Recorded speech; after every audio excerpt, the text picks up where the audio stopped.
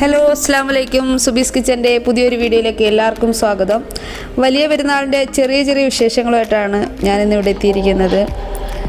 കുറച്ച് പർച്ചേസിങ്ങും കാര്യമൊക്കെ ആയിട്ട് പോയതാണ്. ഗ്രാൻഡിലേക്കാണ് പോയത്. വൈകിട്ട് 4 മണി തൊട്ട് പോകാൻ റെഡിയായിരുന്നിരുന്നു. രാത്രി 8:30-9 മണിയായപ്പോഴാണ് ഞങ്ങളവിടെ ചെല്ലുന്നത്. നല്ല തിരക്കുണ്ടായിരുന്നു.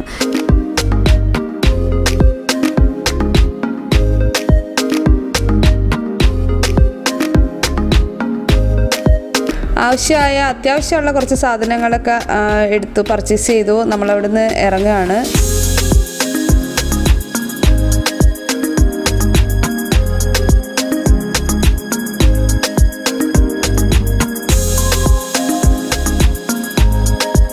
പെരുന്നാളിൻ്റെ അന്ന് രാവിലെ നമ്മൾ അരിപ്പത്തിരിയും ബീഫ് വരട്ടിയാണ് തയ്യാറാക്കാൻ പോകുന്നത്. അരിപ്പത്തിരി നോർമലി എല്ലാവർക്കും അറിയാം. ഞാൻ 2 ഗ്ലാസ് അരിപ്പൊടിക്ക് 2 ഗ്ലാസ് വെള്ളം എന്ന നിലക്കാണ് എടുത്തിരിക്കുന്നത്. അതിൻ്റെ ഒപ്പം ബീഫ് വരട്ടിയതാണ്. അരിപ്പത്തിരി ഇനി അരിപ്പത്തിരി തയ്യാറാക്കണം. നല്ല ചൂടാണ് കേട്ടോ, ഒരു രക്ഷയില്ല.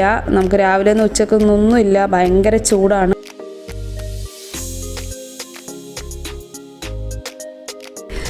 ബീഫ് വരട്ടിയത് ഞാനിവിടെ കാണിക്കാത്തത് വേറെ ഒന്നുമല്ല. ഇതിനു മുമ്പ് ഞാൻ ബീഫ് വരട്ടിൻ്റെ റെസിപ്പി ഇട്ടിട്ടുണ്ട്. അതുകൊണ്ടാണ് ഞാൻ ബീഫ് വരട്ടിയതിൻ്റെ റെസിപ്പി കാണിക്കാത്തത്.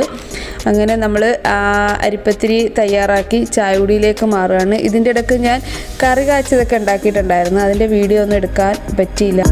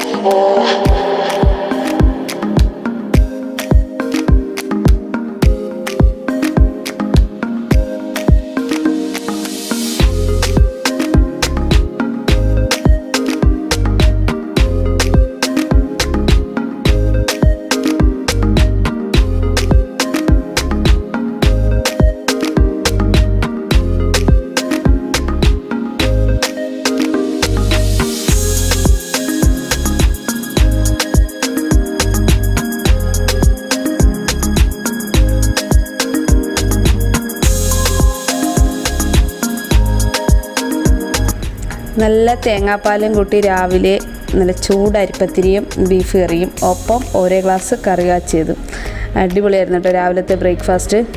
പിന്നെ ഞാൻ നേരെ കിച്ചണിലേക്ക് അടുത്ത ഉച്ചക്കത്തെ പരിപാടിക്ക് കയറുകയാണ്. മട്ടൻ ബിരിയാണിയാണ് ഉച്ചക്ക് തയ്യാറാക്കുന്നത്. അതിൻ്റെ വീഡിയോസൊന്നും അങ്ങനെ എടുത്തിട്ടില്ല, നല്ല ചൂടാണ്.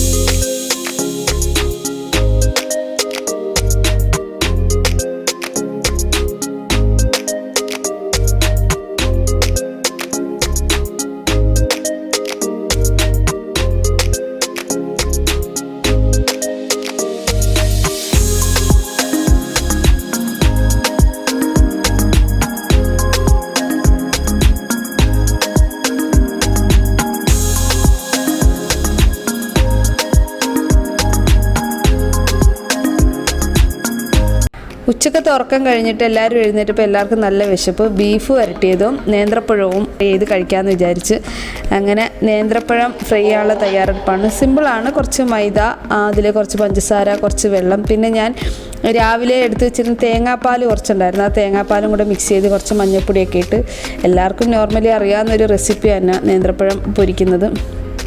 അതും ബീഫ് വരട്ടിയും നല്ല അടിപൊളി ചൂട് സുലൈമാനിയും സൂപ്പറാണ് കേട്ടോ. അങ്ങനെ ഒന്ന് കഴിച്ചു നോക്കണം എല്ലാവരും.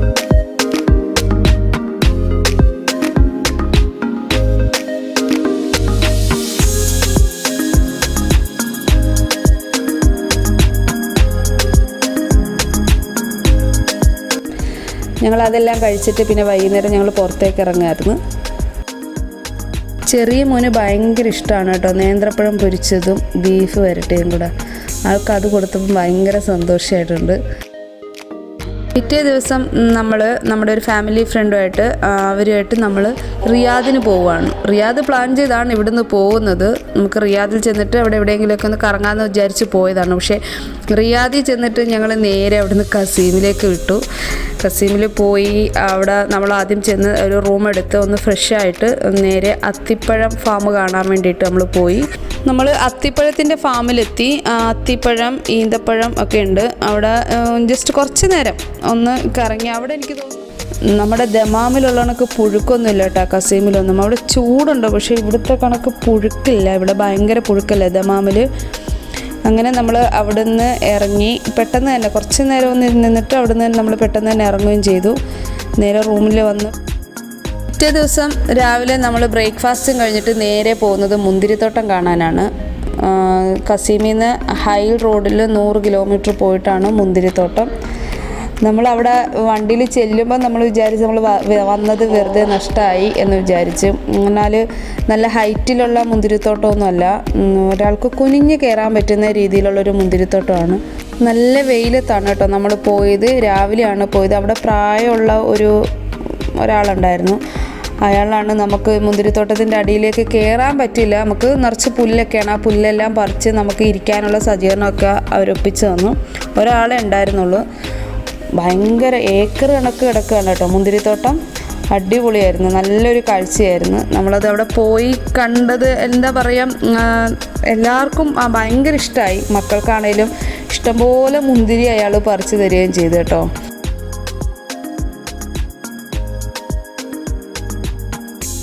നമ്മൾ മുന്തിരിത്തോട്ടത്തിൽ നിന്ന് നേരെ പോയത് ഡിയർ ഫാമിലേക്കാണ്.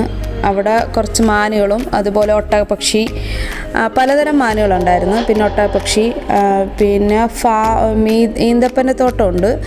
അങ്ങനെ അവിടെ നിന്ന് കുറച്ച് ഫോട്ടോസൊക്കെ എടുത്ത് കറങ്ങി ഞങ്ങൾ നേരെ റിയാദിലേക്ക് വിട്ടു. നേരെ റിയാദിൽ വന്ന് അന്നും അവിടെ റിയാദിലൊരു റൂം എടുത്ത് അവിടെ തങ്ങിയിട്ട് പിറ്റേ ദിവസമാണ് ഞങ്ങൾ ദമാമിലേക്ക് വിടുന്നത്.